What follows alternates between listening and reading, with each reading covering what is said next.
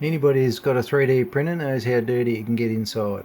And my Creality K1C is no different.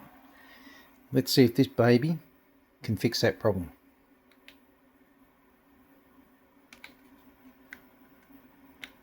Well, it will if I can push the button.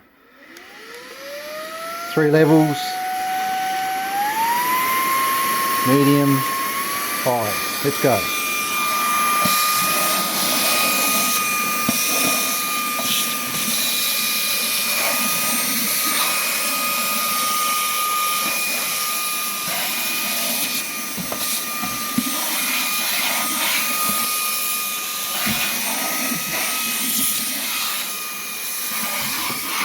Beautiful.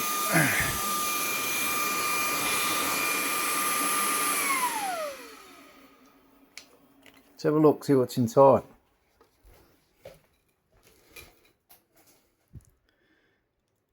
Well, I can't really see, but it did clear that out pretty good. Not bad.